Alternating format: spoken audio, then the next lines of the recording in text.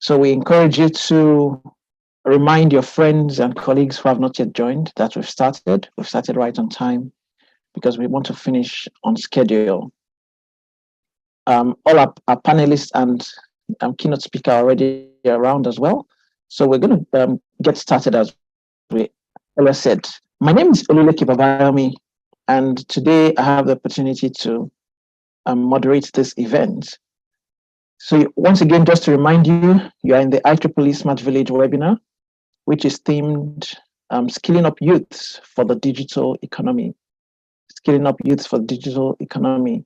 And you already know that we have speakers, including the keynote speaker, Professor Kris Singh, Mr. Abdullateef Aliyu, Professor Arvind Shaligram, as also speakers in this event. So I want you to also have your questions ready. Our panelists will be happy to answer you soon after their discussion. So this is the way we're going to operate today. After each of the panelists or speakers is done, they would give you a little time to ask your questions. Then immediately after, they'll provide answers. And we'll do it that way for all the three speakers today. So it's my pleasure to introduce our first speaker for today. And I'm going to share my screen to introduce the person.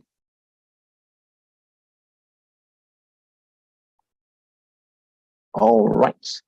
So our first speaker today is Dr. Arvind Shaligram. He's presently the director of the Space Technology Center and the CEO of SPPU Research Park Foundation in Savitribai Phule Pune University in India. He's also an emeritus professor at the Electronic Science Department and coordinator of the Design Innovation Center of the university. Prior to his superannuation in 2020, he was a professor and head and dean of science and technology faculty at the same university. During his active career, as an academic, he guided 47 students to complete their PhDs and 20 students for MPhil. His main research fields are embedded systems and VLSI design, nano electronics, optoelectronic sensors and systems, LED lighting systems performance and reliability, and the wireless sensor networks. He has published more than 250 research papers in reputed journals and 32 books related to the research field. He was chairman of the IEEE Electron Devices Society in India between the time of 2016 and 2018. So, ladies and gentlemen, join me as we welcome our first speaker, Professor Shaligram. So you have the stage. Thank you.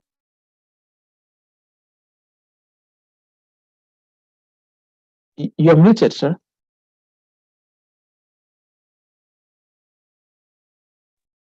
Mr. Shaligram, please unmute.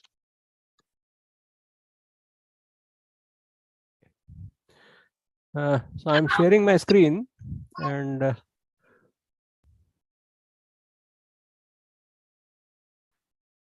so maybe for some people it will be good evening, for some it will be good morning. Let us wish each other very good International Youth Skill Day. And with this skill, new age skills, what we are talking about, we know that there are people around who are of different ages, and these are acquiring their skills through education, through practice. And we have in recent times digital interventions happening in various domains. Say, for example, we realize that there is a 1.2 billion youth aged between 15 to 24. They reside in the developing countries. 1 billion of them, they are residing in the developing countries. These are growing far more rapidly in lower income countries than the higher income countries, particularly in rural areas. And investing in these population is very much important because they are the future of the society. They would be the ones who would be contributing immensely in the reduction of poverty, in the growth overall. And we have the International Sustainable Development Goals. If they are to be matched, then we need to essentially focus on the young population of different countries. We know that youth is a distinct human development stage. And at this age, basically, there is a transformation that is happening from dependence, like child is dependent on their parents and the family, whereas the youth considers that he is now ready to become independent, ready to show his own skills and abilities to the rest of the society and contribute immensely. Their energy and dynamism is needed to transform food system and rural areas. They have potential to help feed the world and thus solve one of the biggest global challenges, because we realize that there is a urban rural divide, and out of that also the people residing in the rural areas, they are primarily having agriculture as their basis of say livelihood, and as a result the interventions in the agriculture domain, they are essentially helping in improving the livelihood and skill opportunities for the students. So we realize that there is a digital revolution that has taken place, and there are two main effects. One is the intelligent automation made possible. The digital technology is partially closing off avenues such as labor intensive manufacturing. So probably these avenues, which otherwise were considered to be a livelihood opportunity for the youth, now they are getting closed. The penetration of digital technology in all economic and social spaces is opening up new opportunities for the rural youth. That is something what we need to really focus on, because the older opportunities, which probably were more labor intensive, more troublesome for the humans, now the new avenues, new opportunities which are opening up, and these essentially are therefore need to be focused. So especially I am residing in India, and I have observed the transformation the India has undergone in number of ways. Especially there is a Digital India program which is on for almost 10 years. And this Digital India program is a flagship program of Government of India with a vision to transform India into digitally empowered society and knowledge economy. This program essentially has done a lot of interventions, especially on the way people conduct businesses, communicate with each other, and have provided facilities to all the citizens across. Even say going for the internationalization of various activities, the digital technologies, they are helping. Say knowledge and skills are driving force for social development and economic growth of any country. And in recent times, there has been a lot of skilling programs which have been envisaged and which have been introduced by the Government of India, especially National Education Policy 2020. This is something what is getting implemented from this year onwards in all the higher educational institutes as well as the schools. And as a result, there are new age skills which are being introduced during the skilling. The people who are upskilling for themselves, they also can be provided with the program, and there are opportunities for imparting digital and security literacy through various skill programs or the interventions which are happening. We realize that in the agriculture economy, there have been especially manual labors and various activities in the agriculture farming, they were conducted with manual efforts. Now, with the intervention of technology, the modern farming is essentially getting transformed from the conventional traditional ways to some modern ways of using machines. And these machines, they are not just simple mechanical devices, but they are basically based on something what we call as the intelligent devices, which are Internet of Things based devices, various kinds of sensors, various kinds of AI algorithms, they have been successfully introduced. There are primarily challenges, especially if one realizes that the challenges in the farming, they include the challenges related to stagnation of production of major crops, high cost of farm inputs like fertilizers, insecticides, pesticides, seeds, etc. So these high costs, they are essentially preventing people from getting the farming as one of the major earning source. Soil exhaustion, groundwater depletion, global climatic changes, and impact of globalization. The opportunities essentially are reducing. This, of course, is a boon in disguise also. Like there are limited opportunities for the local produce in the local market, but still there are opportunities, avenues open for internationalization of their produce, and maybe there could be more livelihood opportunities generated out of it. See, we have various kinds of farms, generally sustenance farming, intensive and extensive farming, commercial farming, plantation farming, mixed farming. These are the various ways in which people work for the farming.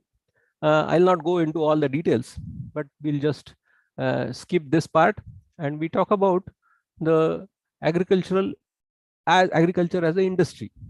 The industry essentially is something wherein there is some amount of production which is related to their customers or consumers. And agriculture essentially is considered as one of the major industries with the digital intervention.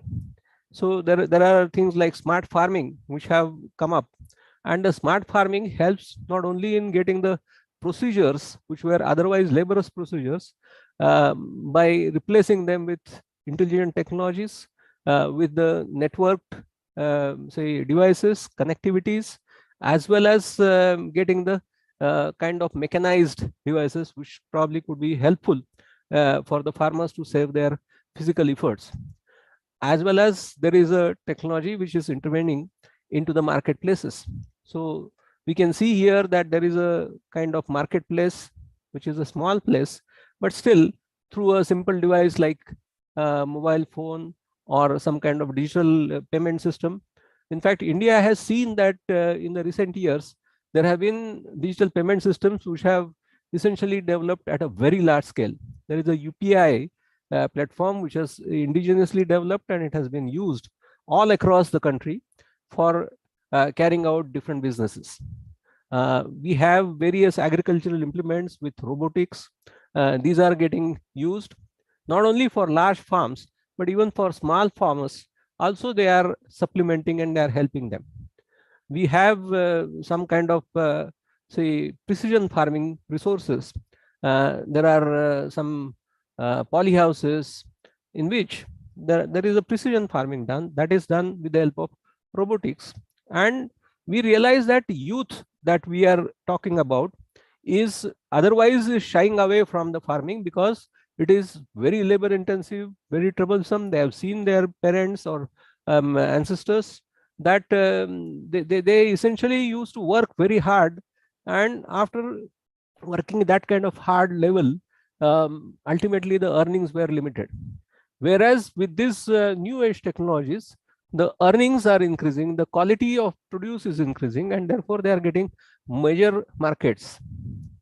We have various robots, agrobots, and these agrobots are being used for harvesting, weed control, mowing, seeding, etc., spraying, sorting, packaging, livestock monitoring, irrigation. So various kinds of agribots, for example, for fruit plucking or for spraying on larger areas, even for harvesting the produce like the vegetables. This is again within a greenhouse. The vegetables are cultivated and then they are harvested with the help of robots. The tomatoes, which are picked up with the help of a camera system and the robo. So the camera ensures that the right kind of fruits are plucked and wastage is minimized. So we have variety of robots for weeding systems also. What point I was trying to make through this is that the new age farming methodologies or technologies, they are different than the earlier kind of efforts done by people.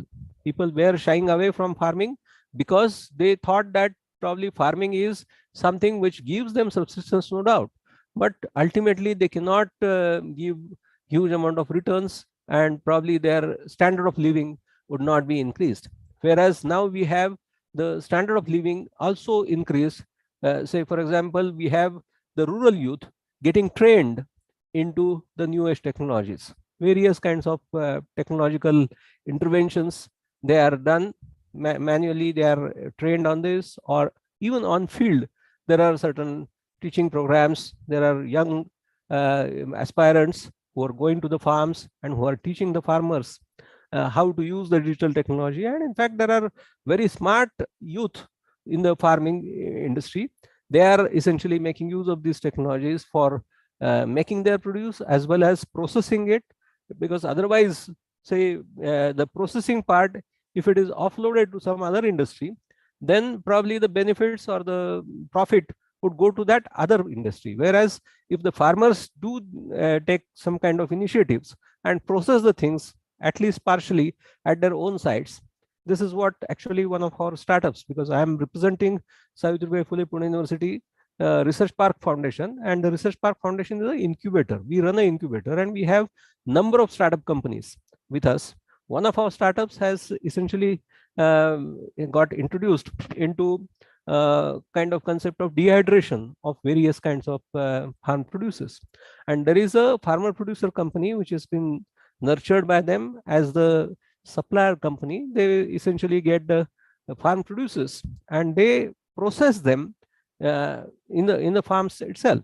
And in fact, the processing involves partly processing with the help of solar energy, and subsequently then with infrared and microwave heating.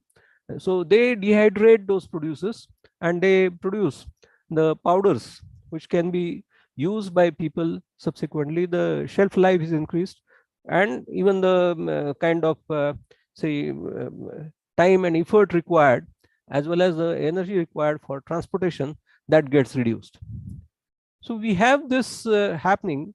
We realize that the rural areas, the opportunities which are there, they are largely defined by extent of market access, agricultural output, input, labor, finance, and other markets, natural resource base, commercialization potential, connectivity to cities and markets. Because we are seeing that cities are the places where large population is there. There are large income sources, and these are the people who are wealthy. They are good market. So whatever agriculture produce, that agriculture produce has to reach to the cities, and then the cities essentially will buy those and provide the kind of returns for the farmers. We have various kinds of resources like this, the storage systems, transportation systems, and intervention systems. So these essentially are getting transformed, is getting formed, and as a result, there are enough or ample opportunities for the youth to really look forward, and they are getting trained on this, they are getting motivated to work on this, and there are various avenues they are climbing. So I feel that my presentation, which was expected to be finished within 10-20 minutes. So this is a representative kind of photograph where there is a girl child, and she is essentially enjoying, as well as her father, both are enjoying seeing certain things through the computer, which is a new age digital intervention into the rural areas, and the youth is becoming happy. Thank you. Thank you very much. Thank you very much for that interesting presentation. It was also interesting to see that we have digital interventions that interest young people, for instance, the application of robotics, because the older generation, as they get older, we need younger people to continue. So I have a very quick question here. And the quick question is, what, based on your experience with respect to these digital applications, for instance, in agriculture, have you seen an increased interest among young people with respect to agriculture? Is there increased participation and the rest of it? Yeah, definitely. That is one of the key points. What I'm trying to make is that basically the farmers, say younger generations, they are getting away from the farming basically because they have lost interest, since they are not seeing the inputs coming to it, or there is no prospect. But with the digital intervention, they are quite interested now.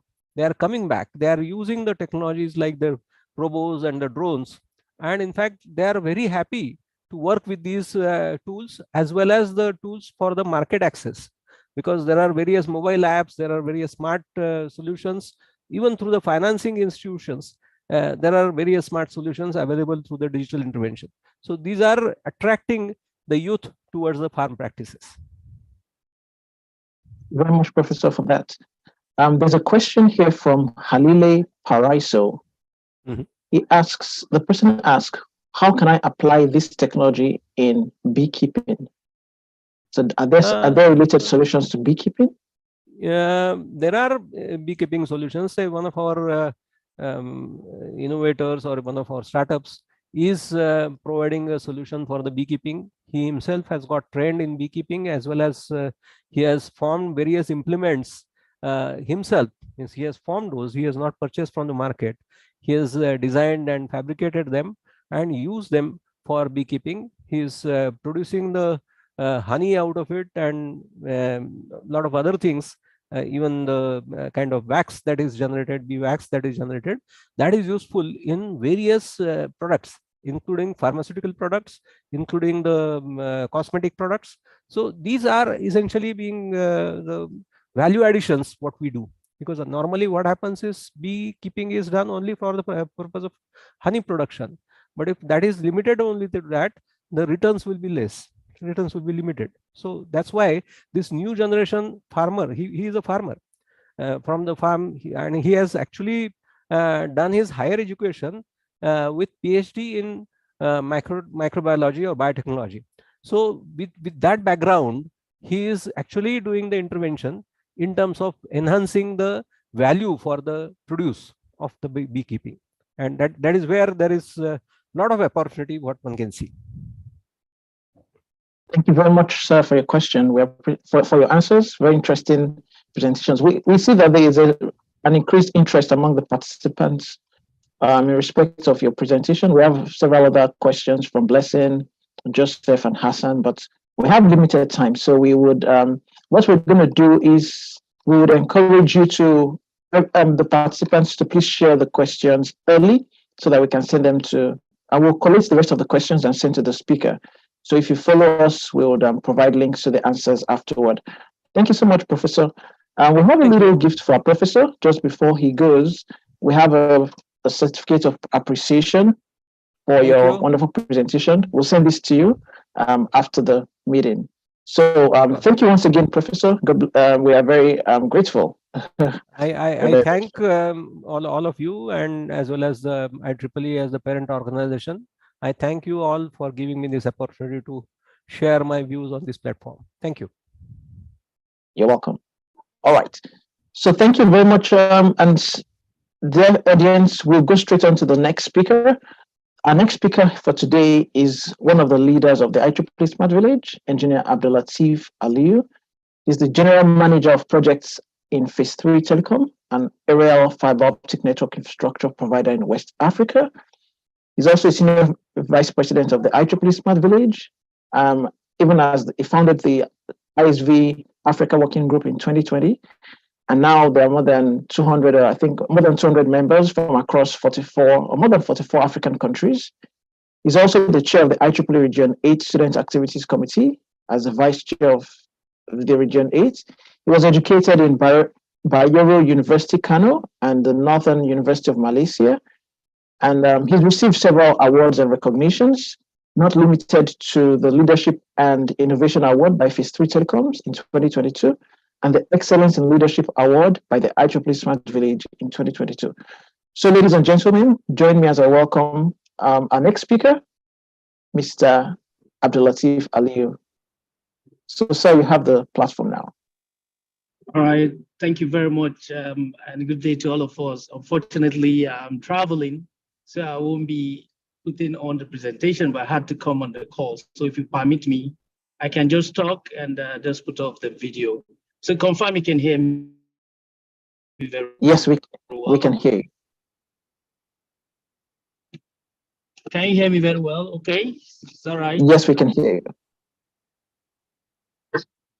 We can hear you. Thank you very much, and thank you, Prof, for sharing your view, Prof, about the digital technologies that you think you should get involved with.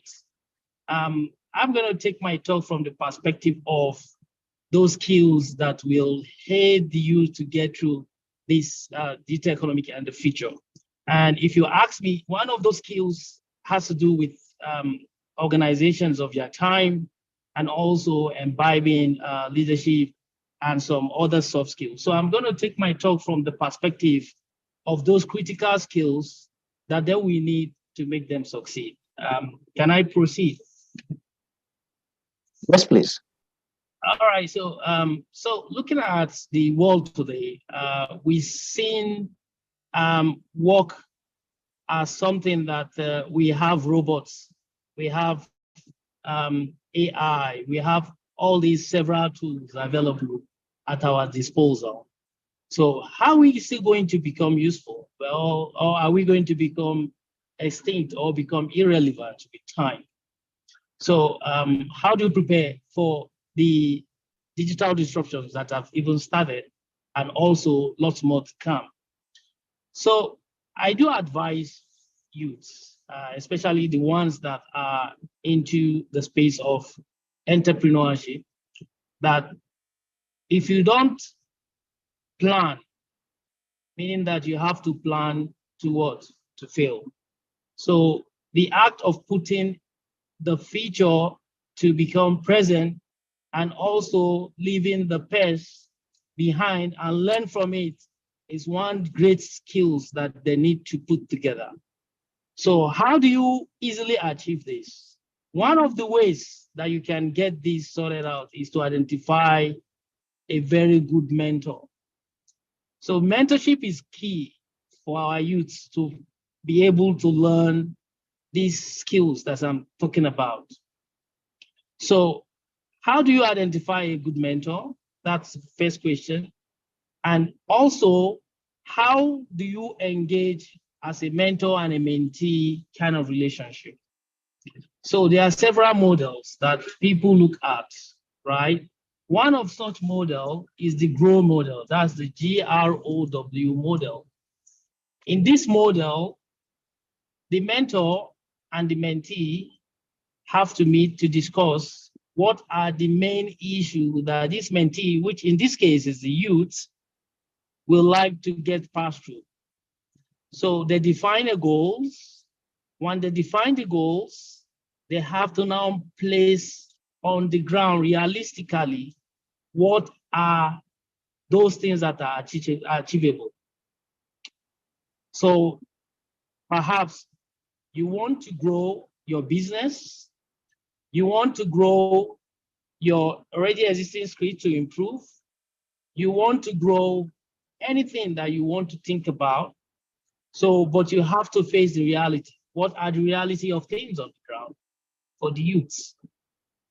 So the reality is the R, why the O is the options that you have.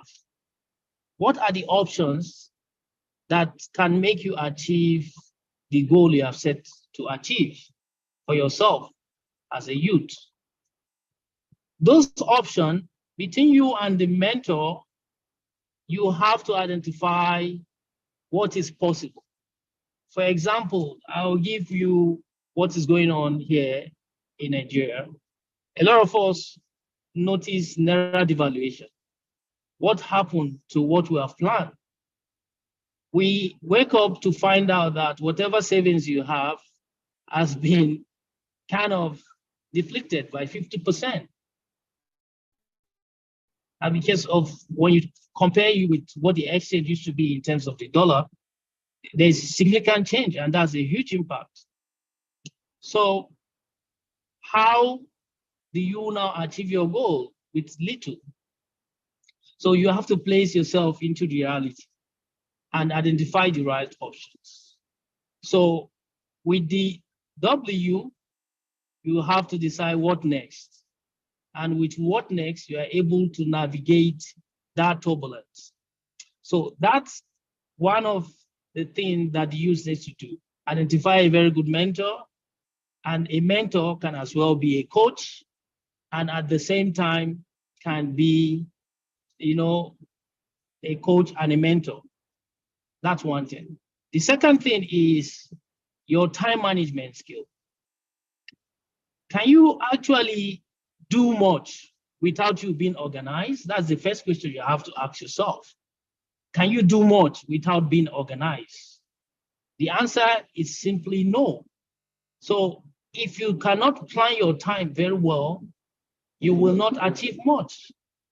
Those people that have been into multitasking or doing a lot of things together will tell you that the only skill that keeps them up to date, successful, and they are proud of is the ability for them to manage their time effectively.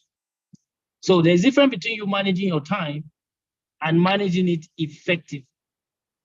So for you to be able to do this, you have to identify your priorities.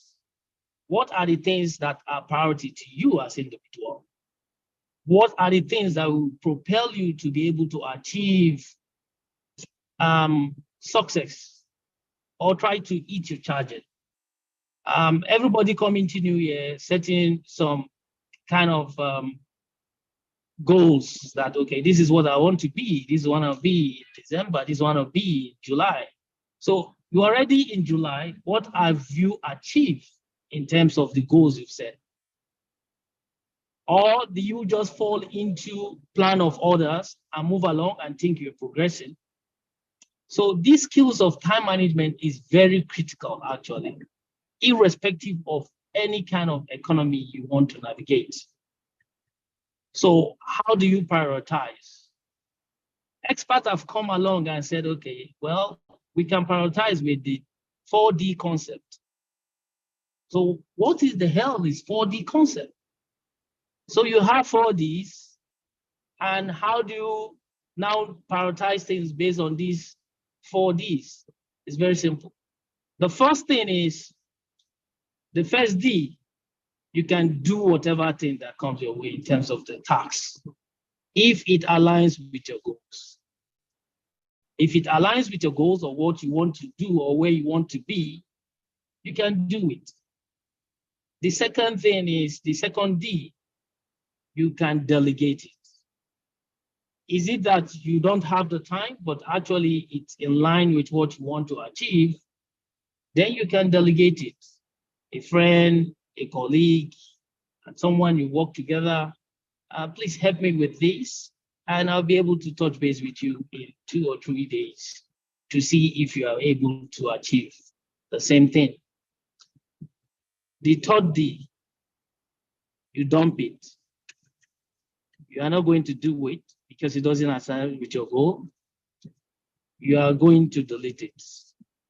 And the last one is, you have to defer it. You don't have the time right now, but you are going to create time to it. So you see, managing your time using the 4D concepts can actually help you.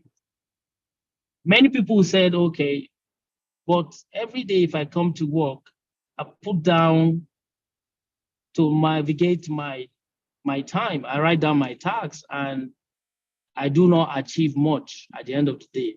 And that's very, very correct, because most people, we just want to strike through that checklist that, okay, they are achieving something, that they are moving. But someone once said that too much activities does not mean that you are making progress. So you do a lot of things, try to move things around, but you are not moving in the right direction. You cannot make progress. So one thing is, try to make sure that it aligns with your goals, you prioritize them, and you get them done. So things do set in. Fatigues do set in.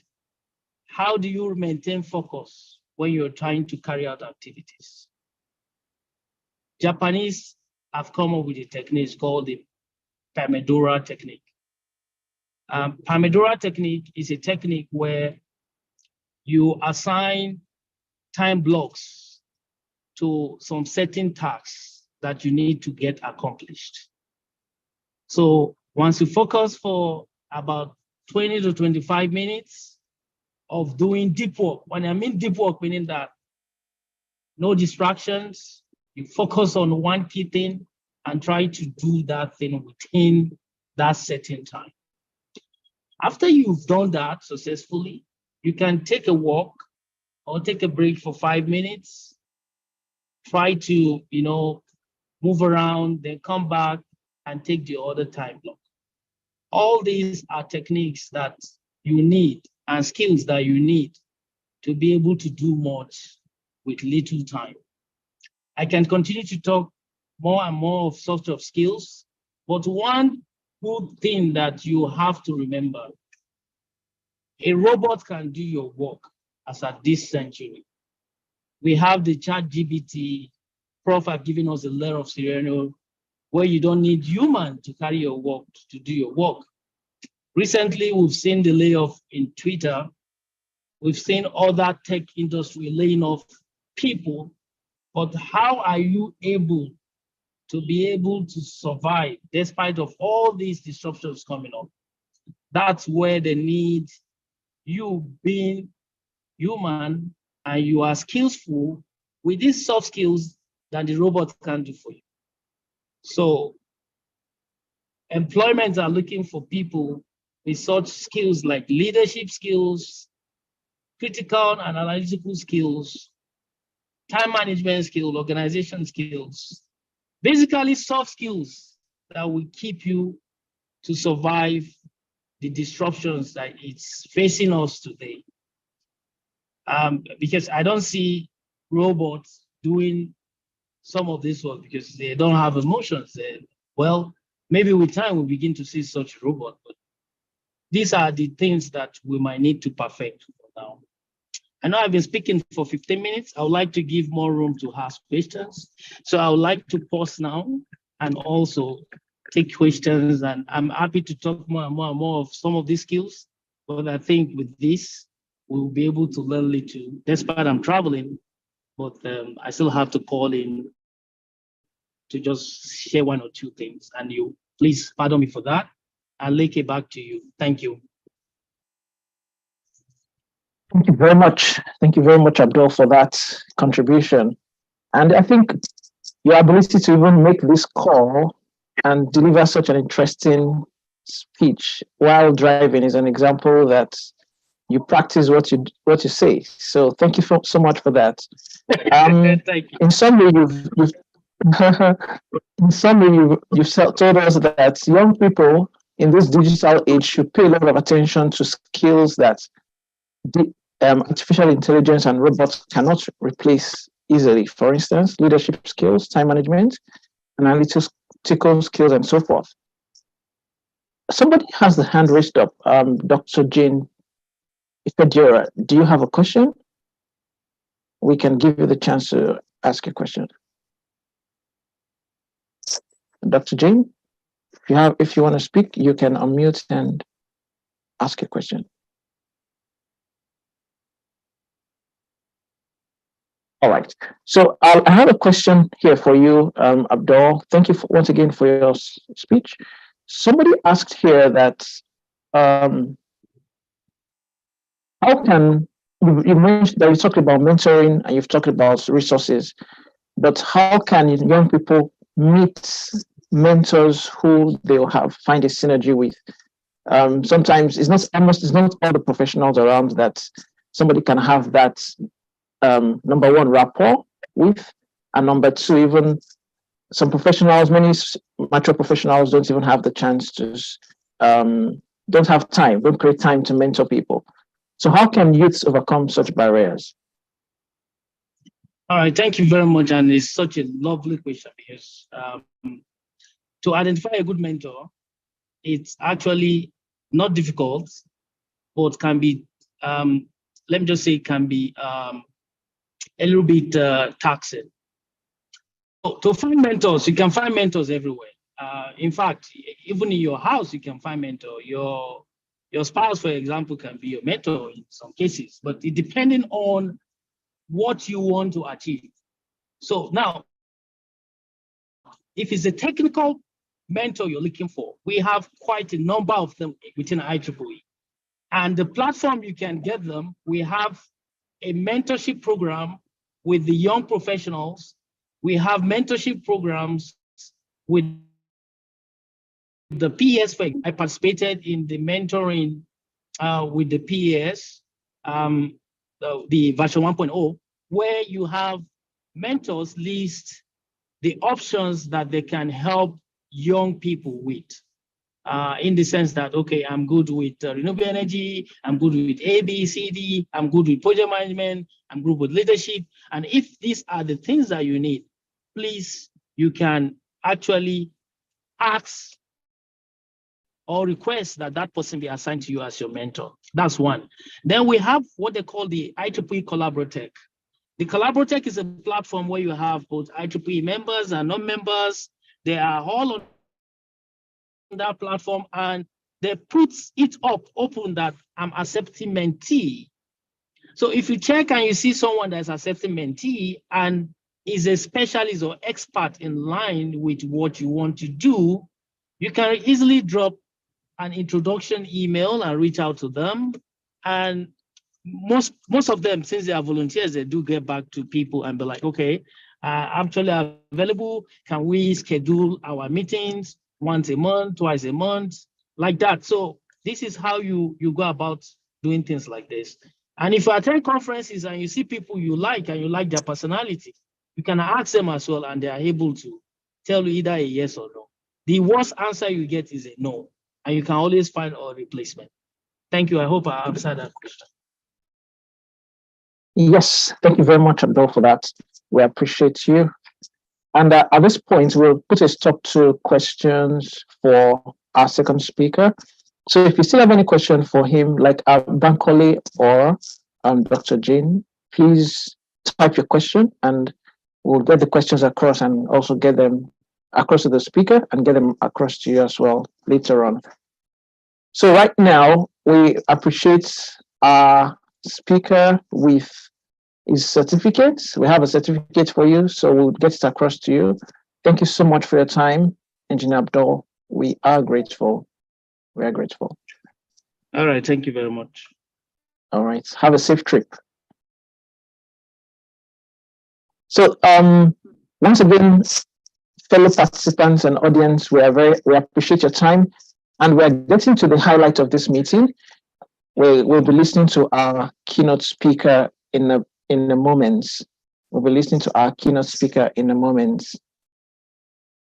So Professor Kris Singh, it's about his time now. And I will start out by introducing our keynote speaker for today. So let me share my screen. Our keynote speaker today is Professor Kris Singh, and he is the founder and CEO of SRII. SRII has got a mission to drive digital economy innovation for a better world.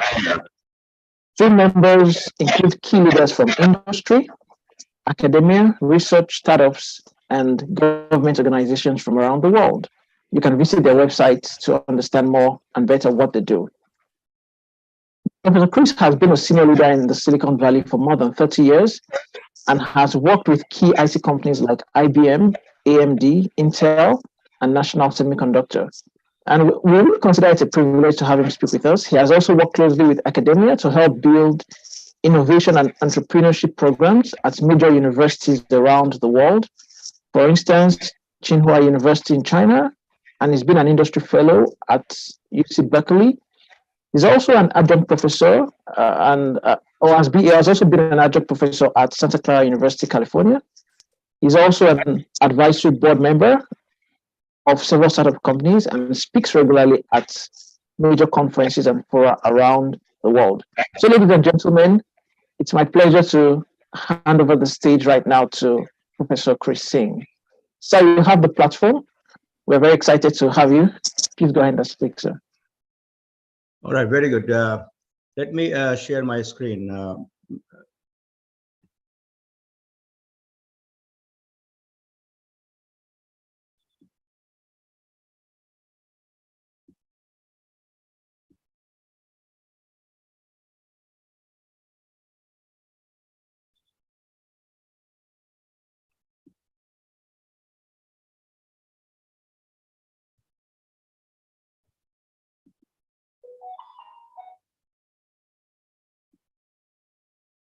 All right, can you see my screen okay? Yes, we can see very well. Okay. All right. Let me share with you what I plan to discuss. The subject of skill building is a very special topic for me because that's what I do for most of my work all around the world. What I plan to do is, let me see how I can talk about education, skills, and economy. And I will discuss briefly about some of the work I do, but let me first share the agenda. Let's see how I do. Okay. So what I plan to do is discuss with you how the global economy is changing. And so I'll show you the history, where we have come from, where we are, and most importantly, how economy is changing and where we are headed. And to this new digital world, what kind of skills, what kind of workforce we need to sustain the economy, but more importantly, for the individual success, because your skills has to match with the need of the economy and the society at large. And for skills, education system is where we go to learn from high school to college to all other education institutions to how do we define skills and what the skills we need to learn to be successful going forward. And in that process, I will also discuss with you the program I teach at Tsinghua University, which is #1 university in China. In fact, I expect many of the students are attending this program who have taken this course before or who are taking this course now. And then I will have some open discussion with you. So please feel free to ask questions. So first, let's look at we as a human, how we have evolved over the last thousands and thousands and thousands of years, because that gives you perspective of how human civilization evolves and how skills evolve.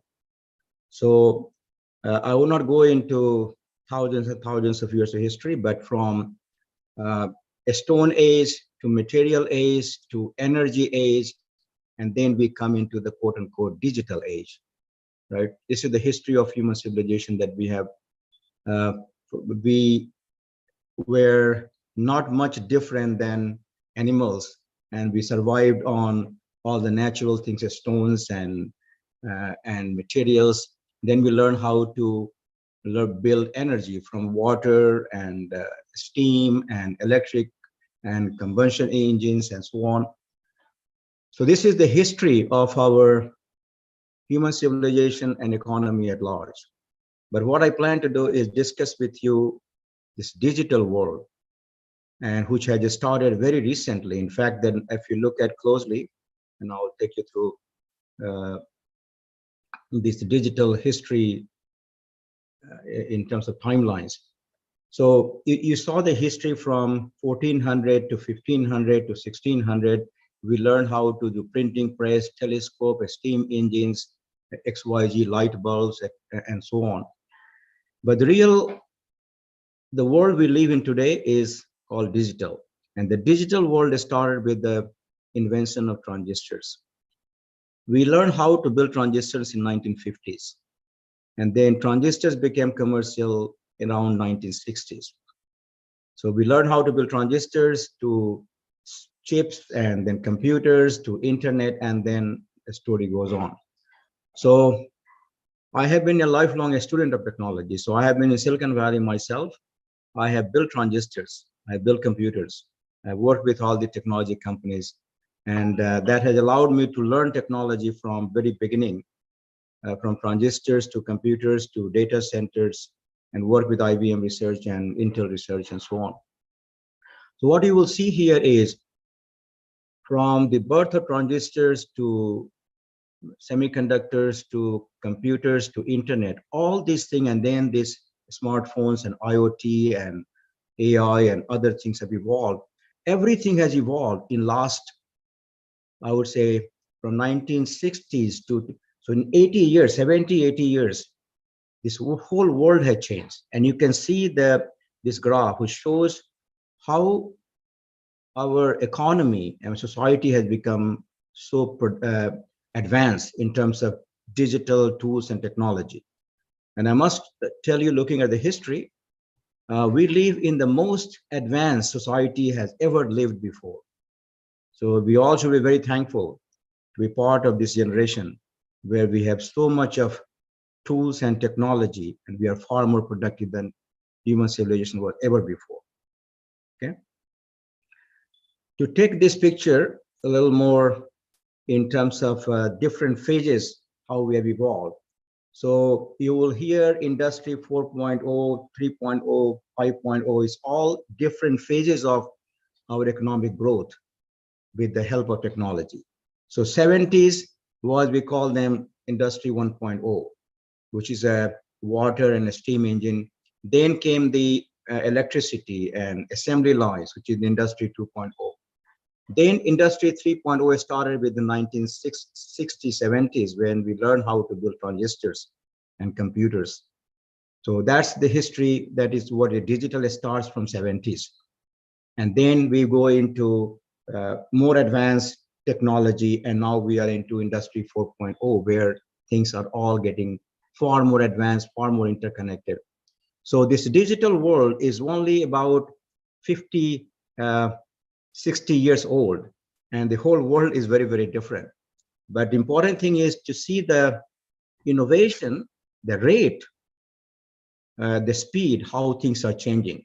So you see, we went from industry 1.0 to 2.0, it took us 120 years. From 2.0 to 3.0 took us 70 years. 3 to 4, 30 years. 4 to 5, 20 years. So you can see the rate of things changing is happening very, very, very fast. And that's very exciting, but also very challenging for all of us. How do we change and learn now? This is where the skills becomes important. Okay. So again, to summarize this economic growth and the history, we went from a hunter civilization to agriculture to industrial to internet, and now what we call the knowledge economy. So now it's no longer just computers and internet and PCs and smartphone. It's all about our knowledge, our skills. And that's the topic of our discussion today, why skills are most important. Okay. So if you look at the technology, now I'm coming back to the digital world, how we have evolved from era of computers to internet to now to IoT and sensors. But now we are going into this new era called era of digital transformation, where everything is getting interconnected. Human and technology and the economy is all one piece, a complex structure where everything depends on each other, right? So this is the era that we are in moving now, and this is what makes us, our skills becomes far more important, right? I will not discuss this chart, but this chart gives you history of technology, from internet to mobility to cloud to big data to AI, and that technology giving rise to this innovation accelerator, 3D printing, cognitive system, nanotechnology, robotics, blockchain. And this will give rise to new era of industry. So this is the era of industry that we are on the journey, that how the economy and society and industry are going to create new industry, new economy. This chart shows you how digital economy is fast changing the whole economic picture of the world. So if you just look at the last 20 years, 30 years, most industries 20 years ago were oil, gas, banks, and others. Today, all large industries are technology industry. So that tells you the power of technology. Technology drives economy, okay? Other important thing is technology also disrupts economy, okay? And since we have very limited time, I would not go into a lot of details, but it just to show you some examples of these businesses. Uber and taxi and Didi is a very interesting business that never existed before. This is the largest taxi company without owning any taxi, right? Because of technology. Airbnb is the largest hotel chain without owning any hotel, right? Skype and WeChat is the largest telecom platform without owning the telecom infrastructure, right? Facebook is the largest network for people to connect, where all the applications are developed by people individually. Netflix is the largest movie hall without building the movie. You can everything get online, right? So these are just examples of how new businesses are being created because of technology. And this is just the beginning, okay? So this is what I do in SRII. So as you got my brief introduction, I have been in IT industry and technology industry for the last 30 years, worked with transistors and Intel and IBM. And about 10 years ago, we created this organization called SRII, Service Research Innovation Institute. When I was leading the research group at IBM, that's where IBM and HP were the two largest IT service company at that time, about 10 years ago. So my charter was to help define the future of IT services. And that's where I created SRII. And I brought senior technical leaders from major IT companies, from Intel and HP and Microsoft and Google and Apple, to build this platform. And this SRII major objective is not just build technology, but look at economy and then build technology or connect technology to economy. So if you look at today's society, we have technology industry, and then we have economic industry sectors.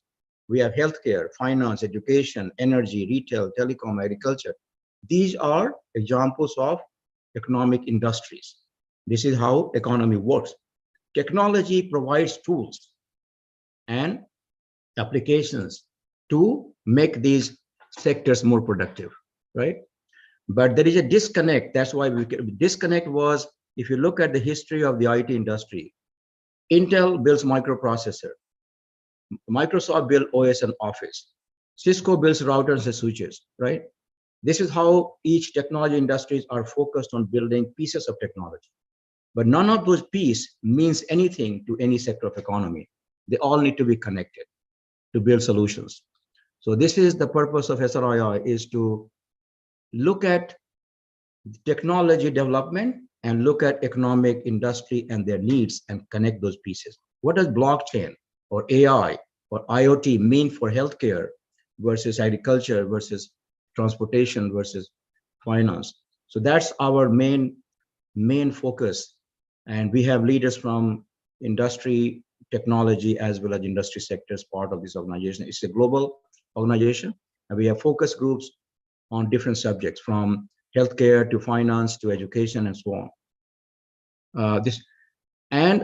Back to the skills, and one of the focus group that we have is on education, because as this particular program is, education and skills are the most important resource and a strength, not just for individual, but the country and society as a whole, right?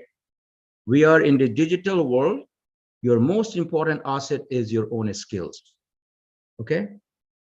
Not what you inherited from your parents.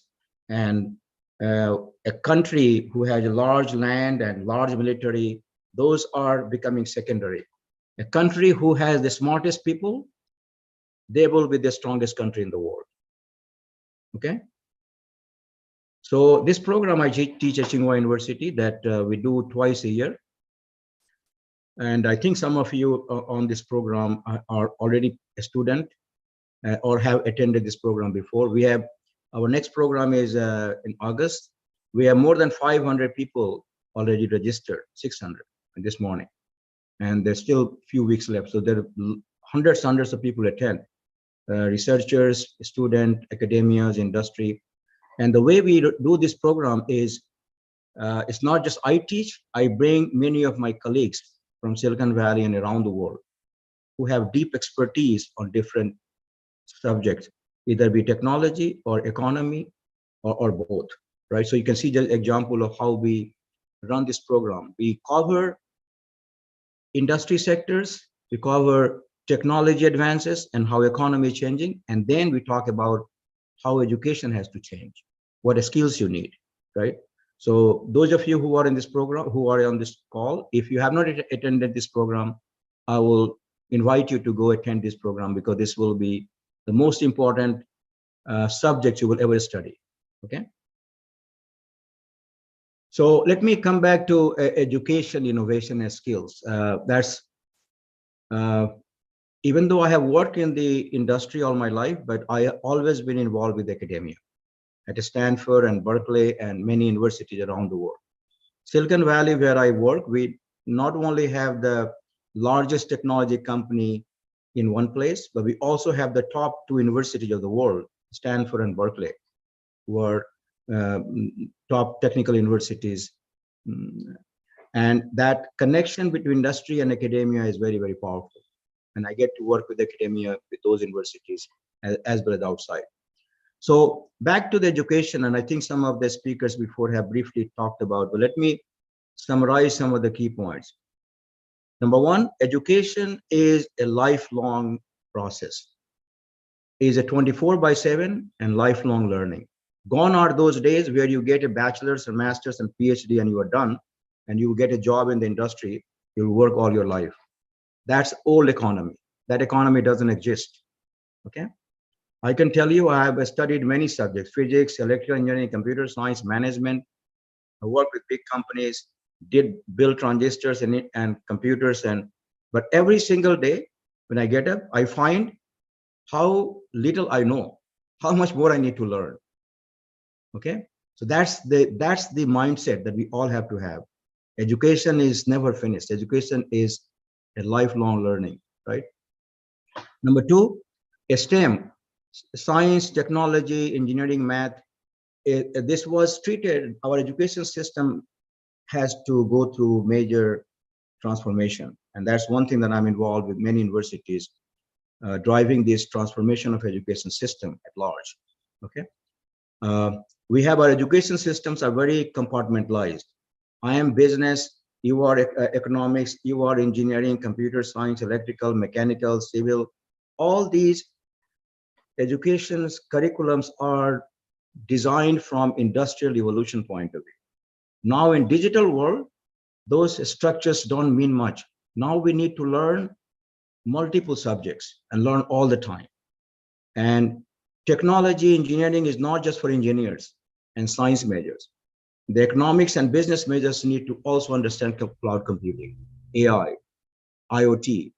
These are not just a subject for one particular major.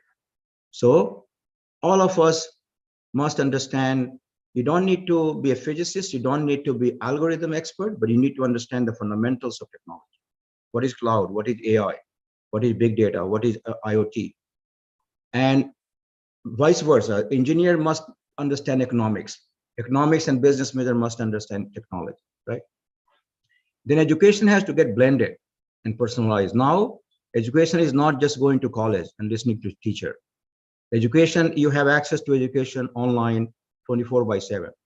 And in fact, online educations are, in many cases, far more advanced, more up to date. So teachers in many places, most teachers are still somewhat behind in terms of how things are changing, particularly in emerging countries. Education systems are still quite primitive. So how do we get all our students to learn the latest and the greatest and the best? Go online. Online has to become an important part of our education system, okay? Personalized. And now our education system today is a fixed structure. Everybody has to take certain subjects to get a certain degree. That has to change. We are all different. We all have unique talent. How do we make education more specific to your skills, your passion, your vision? Project based. This is what we do in our program. Some of you who are attending, we give students project to work on. Healthcare, agriculture, AI, transportation, e-commerce, and a group of 8 to 10 people work on project, but from different background. That's where you learn the most. You apply your school curriculum in building and solving problem. When you identify problem and solve problem, that's where you learn real subject. Okay. Entrepreneurship and innovation, and I will discuss a bit more what that means. Okay. Everybody has to have the innovative mindset, which is about identifying social economic issues and trying to find the answer. The next one is industry collaboration. Academia and industry has existed kind of very separated. It's very important for them to connect. Okay. Professors must work in the industry. A student must work in the industry. That's where you build product and solutions. Schools don't build solutions. Schools don't build product. They teach. Now the teaching has to connect with building things. And lastly, some of you, one of the speakers, soft skills up. So not only the subjects and technology and economics, but you also need to learn soft skills, such as how do you work with the team? Because no work you can do yourself these days, anytime. You work with the global team, right? Communication, your understanding of the people, your attitude, your temperament becomes very, very important. You can have all the hard skills, but if you lack soft skills, your impact will be very limited. Okay, so this is one subject that is all of you hear about AI. AI is the most hottest subject today, and I will urge all of you to learn as much about AI, because is just the beginning, but it is making a major impact in anything and everything we do. So I will not go into the details, but AI also has a very specific application to education, and you can see there on this list. And I will not read this list. I will share these slides with the moderator, and he can share with you all the attendees. Okay, so AI has applications in almost every sector of economy, including education, and you can see all these things AI can do for you in helping education, building skills. Okay. Now let me talk about defining success. And so I have been very fortunate to work in Silicon Valley and work with some of the pioneers of the industry. Personally, I've worked with Steve Jobs, Bill Gates, founder of Google and Microsoft. And I can tell you this, no matter how much I have learned by subject, the most important things I learned by working with these pioneers, because they have some unique passion, vision that ignites a passion in you. So things I do is all the learning from all the people that I have worked with. So they have been my real heroes in terms of how. One more thing, when you learn from pioneers, don't try to copy them, because I can never be a Steve Jobs. I can never be Bill Gates, but I can learn the great quality of a Steve Jobs, great quality of Bill Gates, great quality of Google founder. And if you watch these closely, they're all very unique. None of them are same. That's what makes them so innovative, so creative, so important. So I would just give you some examples of Steve Jobs. Have many things he has done. He brought, his main goal was to bring computing platform from mainframe to desktop to tablet to a smartphone. Okay, a smartphone, iPhone has been the driving force of this particular application, and a smartphone has revolutionized the whole digital technology, digital economy. Right. His main message was always stay hungry, stay foolish. Don't ever think you know enough. Always keep learning, right? Okay. The founders of Google and Sergey, that I have known them personally when Google was formed, these two kids from Stanford dropped out because they wanted to organize world information and make it useful to everybody. Okay. There was no business model selling ad. In fact, the ad business wasn't there. They did not know how they will make money, but they were very passionate about the purpose of organizing world information and making it useful to people. So they're driven by the purpose and the passion. And then later the selling ad came, and that became a new business model, and that Google became the one of the largest technology company in the world. Okay, so how people pick their passion and vision, and how they work, build their skills, right? Facebook, Mark Zuckerberg wanted to connect people from all around the world. That gave rise to Facebook, right? So these are all driven by a purpose and a passion and a vision, gave rise to the companies. Elon Musk, right, is one of the rare genius. The guy can build electric car, he can build a spacecraft, he can build many things, brain computers, right? Open AI, amazing, right? It's possible for ordinary people to do extraordinary things. Okay. Bill Gates, identify yourself, build your own unique skills. I will not go into many other details, but let me come back to success. What I showed you, those examples of those people, they are obviously the pioneers and very successful, and very, of course, very, very rich. But I don't think their goal was to become rich. Okay, when they started building company, that was not that I want to become billionaire. Their goal was to solve problem. Okay, find solutions. But coming back to success, this is where we tend to see, I call them success as an iceberg. We see the top part, how somebody did, Zuckerberg did this, Google did this, Steve Jobs did this, XYZ, Elon Musk did this. But what we don't see, how hard they have worked, how many times they failed. Okay, so the dedication, hard work, sacrifice, failures, persistence are part of the success. Okay, Steve Jobs built Apple computer and he was fired from Apple. Okay, then they hired him back, and then Apple became bigger. That's true for all these guys if you look closely. Okay, they all have a struggle, but what is all common? They never give up. Okay, they don't take failure as a failure. Failure is a part of learning. Okay, famous failure. If you look at this, I will not go into all these very, very successful genius of the world, Einsteins and Steve Jobs and Bill Gates and many others, Michael Jordan. And what you will read this, every one of them have gone through multiple failures. Okay, Einstein, who was a genius, he was told by the teacher that you were a failed student, you shouldn't come to school, right?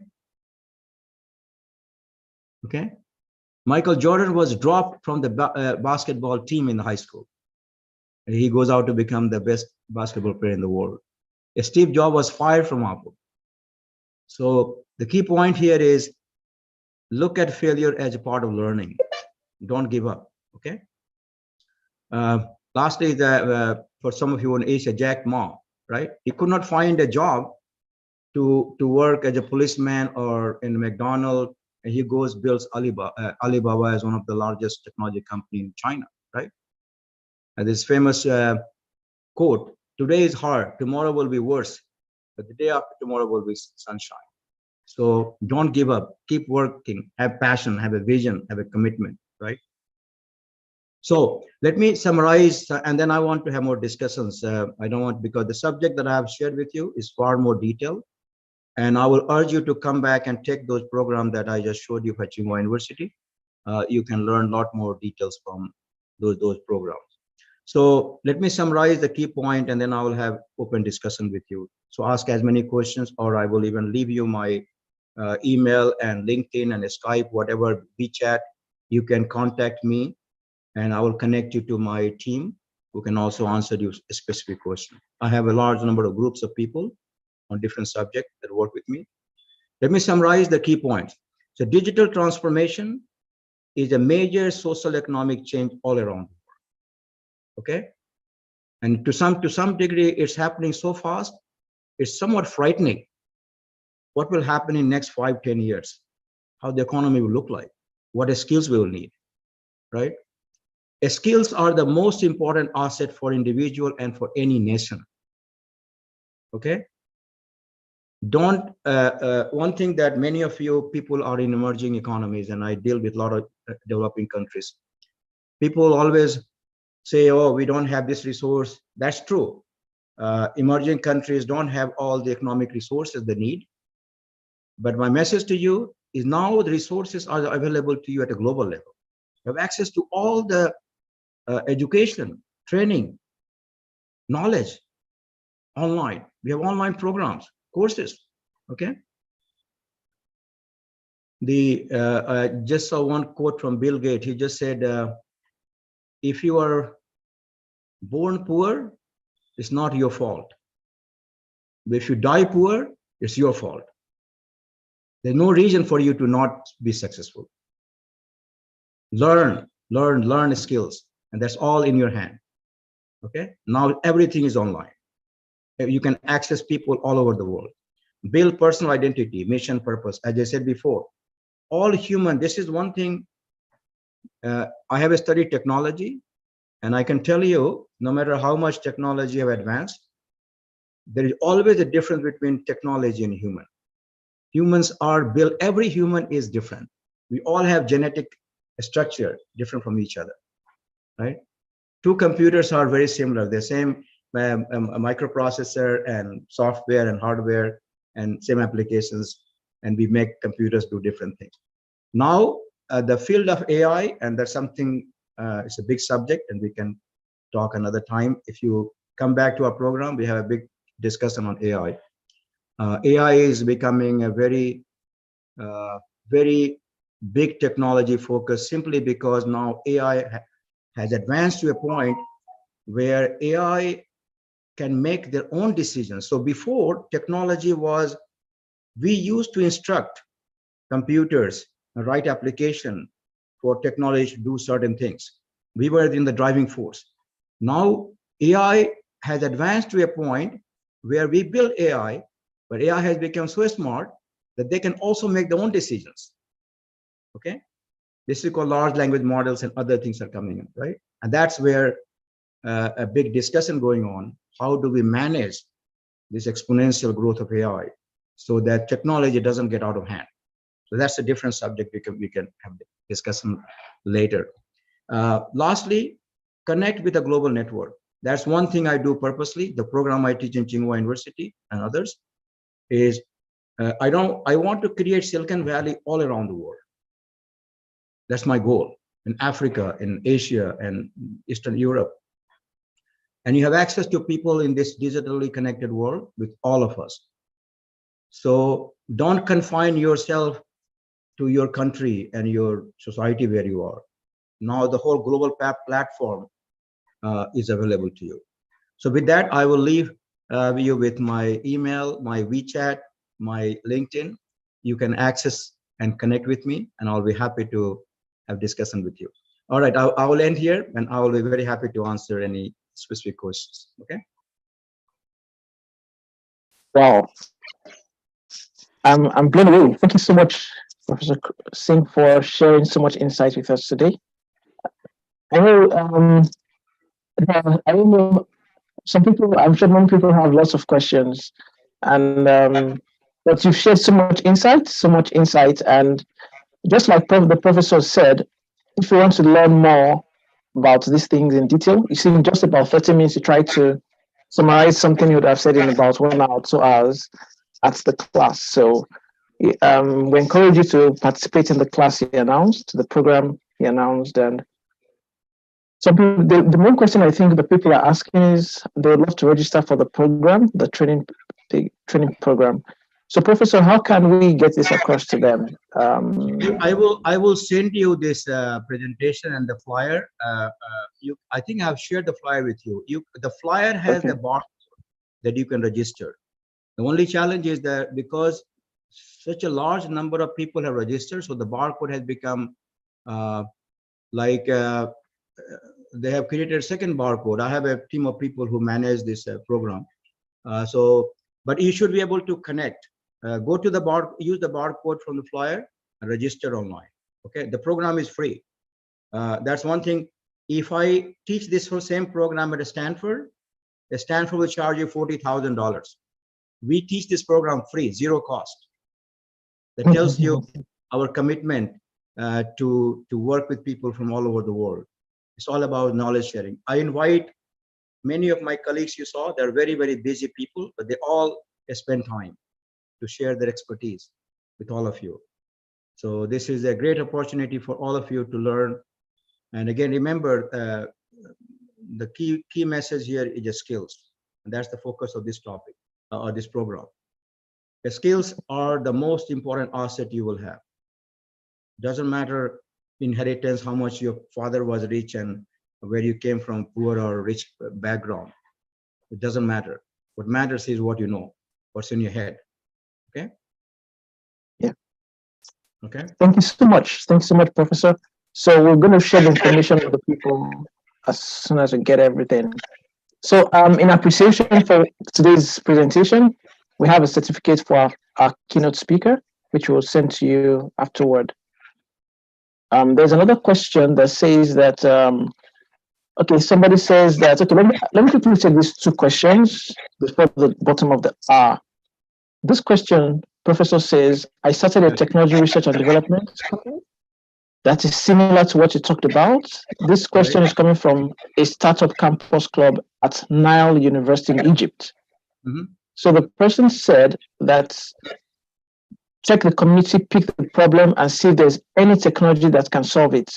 So the person is now asking for advice on how to proceed and structure the startup. Advice on how to proceed with the business idea and create structure for the startup. So, Professor, what do you have to say about I think a very, very good topic. So startups are, let me also share the subject of a startup. When I started in the industry, working for big companies, IBM and Intel, and was a big recognition for you. Now, people from the top universities and young generation, they don't want to work for industry. They all want to start their own company, right? Because they are so motivated for solving problems, right? So that's a very good question. Startups require certain passion, vision, commitment. The most important thing is you must have certain passion about solving some issue, whether it be technology issue, economic issue, from agriculture or healthcare or AI, and then you go figure out, build a team, get the people. Most important thing is the people that you work with. You cannot build a startup by yourself. You must need at least few people to work with you. That's true for all startups. Then people talk about funding and others. And I am on many startup VC platforms in Silicon Valley. I get to listen to many startups and how we fund them, how we encourage them. Now, even the VC world is not about just giving money to a startup. It's about guiding them, coaching them, because most of the startup founders are very young, new, they're energetic, they're smart, but they need experience. So this is where they bring people like us who have spent so many years building products and technology in big companies and who have a global experience. So we share with them. So my advice to you is get a focused topic, get couple people to work with you, and then I will be very happy to have more deeper discussion with you.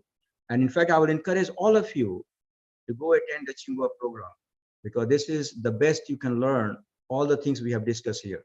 Okay, this is a 4-week program, 2 weeks of lecture and 2 weeks of group project.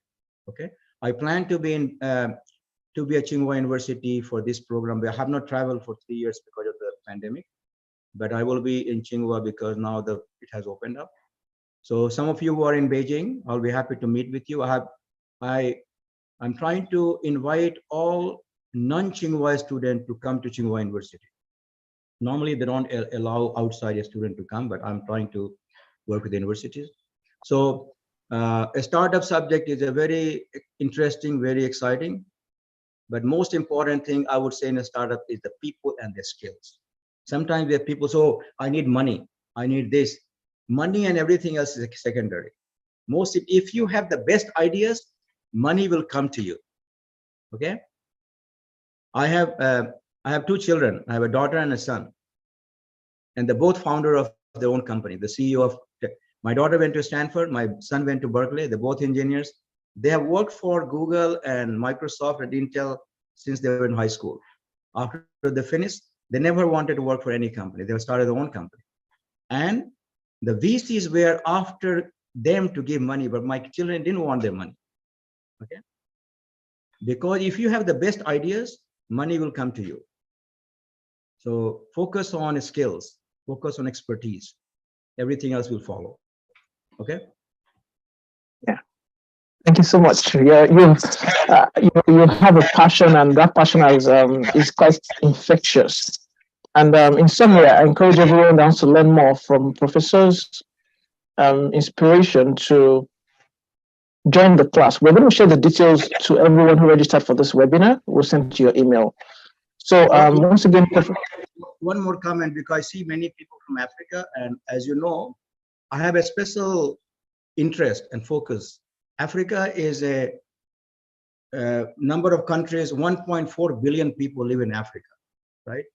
And there is a lot of room for innovation, economic growth, and particularly you have a lot of young people.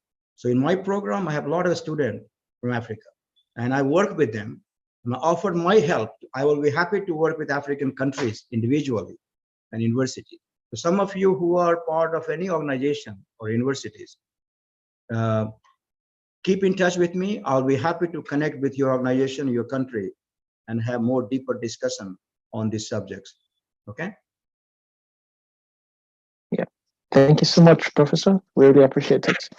So that brings us to the end, because we've run out of time for today. That brings us to the end of today's webinar.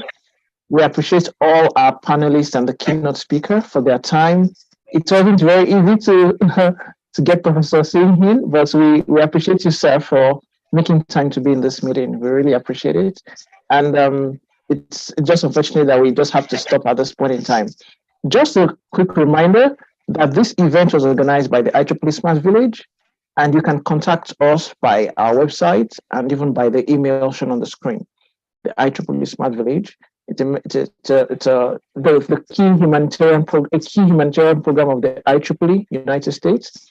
And for those of you who are not aware, our vision is to provide seed funding for productive use of energy, technology in underserved parts of the world. So you can visit our website for more information. My name is Oluleke Babayomi. I chair the marketing committee of the IEEE Smart Village. We appreciate every single one who has participated, panelists, keynote speaker, and all the attendees. Thank you very much. At this point, we bring this session to a close. All right, guys. Thank you very much. Good night. Bye-bye. Thank you very much, Professor. Goodbye.